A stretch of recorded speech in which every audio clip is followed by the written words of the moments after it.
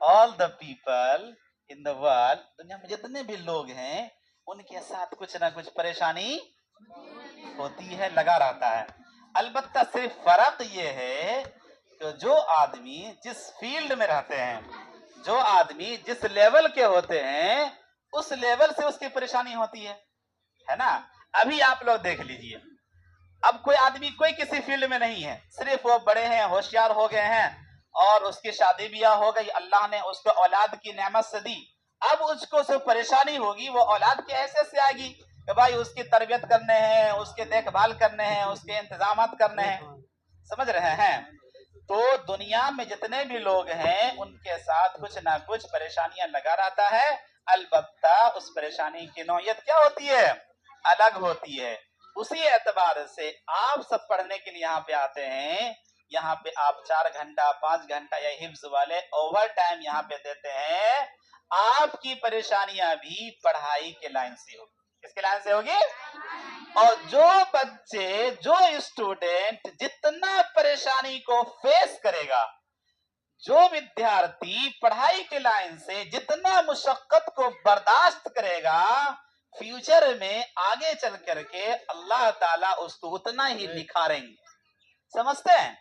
और अगर जो बच्चे ये चाहते चलो बहुत परेशानी हो रही है ना, बहुत पिटाई लग रही है, सबक याद नहीं हो रहा है, ऐसा करो इस परेशानी को दूर करने के लिए, इस मुशक्कत को बर्दाश्त करने के लिए लाइन ही चेंज कर देते हैं भाई, पढ़ाई छोड़ देते हैं।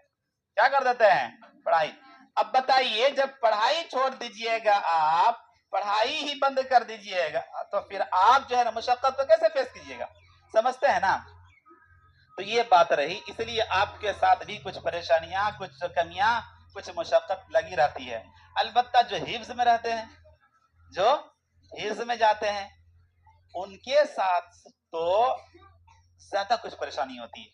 क्या होती है? ज्यादा परेशानी होती है। इसलिए उमूमन ये देखा जाता है, अगर 30 बच्चों की बैच है या 20 बच्चे हैं, 10 बच्चे हैं, 15 बच्चे हैं, उनमें से आधे ही मंजिल मकसूद तक पहुंच सकते हैं और आधे रास्ते में क्या हो जाते हैं? गायब हो जाते हैं। वो जो है ना उनको फेस नहीं कर सकते हैं परेशानी को। तो आप देखिए, आप इस उम्र में है ना, आप इस चीज को समझिए कि आप, अगर आपके साथ कुछ परेशानियां हो रही हैं, उसका आप मुकाबला कीजिए, उनको दूर करने की कोशिश कीजिए और रेगुलर मेहनत को बढ़ाइए। क्या कीजिए? रेगुलर मेहनत को बढ़ाइए। तो रेगुलर आप मेहनत को बढ़ाएंगे तो फिर आपके पढ़ाई के लेवल धीरे धीरे क्या हो जाएगा? ऊपर हो जाएगा, बुलंद हो जाएगा। और अगर आप मेहनत को नहीं बढ़ाएंगे, सबक वगैरह आप याद करने में सुस्ती करेंगे, तो जो आपकी पढ़ाई की लेवल है ना वो धीरे धीरे क्या होती चली जाएगी? घटती चली जाएगी। ये ये समझ लीजिए, आप पढ़ाई के अंदर ये मोस्ट इंपॉर्टेंट लॉजिक है। अगर आपको अपने पढ़ाई के लेवल को बढ़ाना है, आपको अपने क्लास में नंबर 1 आना है, आपको किसी भी एग्जाम में, किसी भी कंपटीशन के एग्जाम में आपको आगे बढ़ना है, तो मोस्ट इंपोर्टेंट इसके अंदर लॉजिक ये है, आप रेगुलर अपने पढ़ाई पर ध्यान दीजिए, रेगुलर अपने सबक को याद करने की कोशिश कीजिए। तो इंशाअल्लाह अल्लाह की उम्मीद से ये है कि आपके पढ़ाई के लेवल क्या हो जाएगी? धीरे धीरे बढ़ जाएगी। और जो बच्चे ऐसे नहीं करते हैं ना, जो बच्चे ऐसे नहीं करते हैं, वो क्या सोचते, चलो भैया आ गया, दिन काट रहे हैं, वो सिर्फ आ गया, ठीक है, सबक सुना दिया, ठीक है, नहीं भी सुनाए तब भी ठीक है ना। और क्या कहते हैं, सबक आगे मिला तब भी ठीक, ना मिला तब भी ठीक। तो इस तरह अगर कीजिएगा ना, तो सुन लीजिए, इस तरह अगर कीजिएगा तो फिर क्या होगा? धीरे धीरे आपके पढ़ाई की लेवल क्या हो जाएगी? घट जाएगी। और जब पढ़ाई की लेवल घट जाएगी ना, फिर आपको पढ़ने में मन नहीं लगेगा।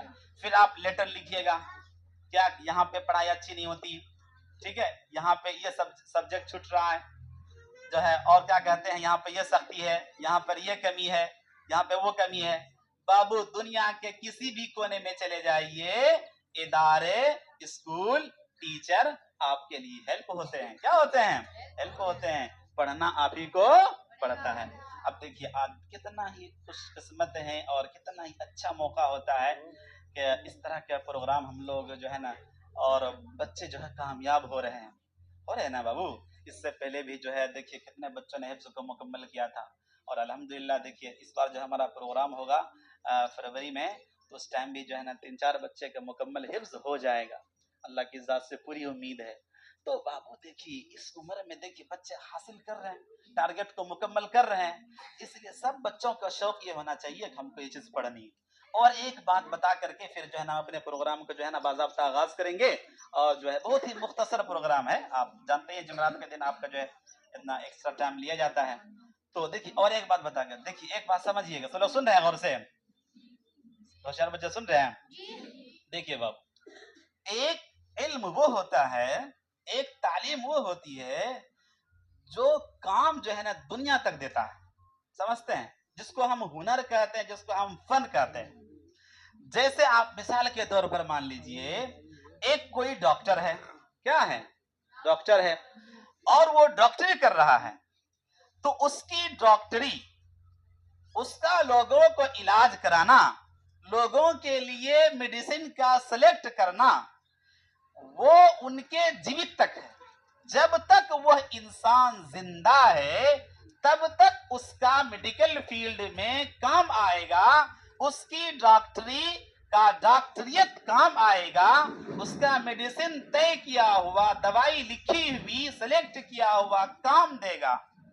और एक आदमी है जो खेती करता है, या आप कह लीजिए किसी भी फील्ड में वो माहिर है ना, पुलिस है, आईपीएस ऑफिसर है, प्रधानमंत्री है, आप कह लीजिए दुनिया का कोई भी किसी भी वो पोस्ट के ऊपर बैठा हुआ है, तो उसका वो पोस्ट, उसका वो काम जब तक वो जिंदा है उस वक्त तक उसको फायदा पहुंचाता है। समझते हैं, समझ रहे हैं, गेटिंग माय पॉइंट? यानी दुनिया में जितने भी हुनर हैं उसका लाभ, उसका फायदा, उसका बेनिफिट उसके जीवित तक है। लेकिन आप याद रखिए, सोचिए, समझिए, कुरान का याद करना, कुरान का याद करना, कुरान का हिफ्ज करना, और कुरान को याद करने के बाद हाफिज बन जाना, जिंदगी भर कुरान को अजमत की निगाह से देखना और उसके हरूफ को पढ़ना, रटना, याद करना, ये ऐसा हुनर है, ये ऐसा फन है कि जैसे ही आखिरत की मंजिल शुरू होती है वहां से इसका लाभ और बेनिफिट शुरू हो जाता है। समझते हैं? आखिरत समझते हो? आखिरत समझते हैं? बोले ना यार, आखिरत समझ रहे हैं? 8 क्लास ले बताइए, आखिरत समझ रहे हैं? है ना, कल ही बताए इन लोगों का शुरू हो गया था, बताया था तुम लोग ना, सूरह कहफ शुरू हुआ, उसमें जो है अल्लाह ताला ने आखिरत को बताया है। कुछ नौजवान थे, वो एक गार में जाकर के सो गए थे, और उसके बाद जगे तो 300 नहीं जगे, तुम नहीं थे क्लास में, इसका मतलब है। उसके बाद जो है ना अल्लाह ने दोबारा उसको जिंदा किया, और दोबारा जो है उस प्रेजेंट बादशाह के पास उसकी खबर पहुंची, तो पता चला कि लोग बहुत दिन से सो रहे हैं। और अल्लाह ताला ने कैसे जिंदा रखा उसको? अल्लाह ताला ने सूरज की रोशनी भी वहां तक पहुंचाते रहे और उसके बदन को उलटते फिरते रहे, वो जिंदा रहे।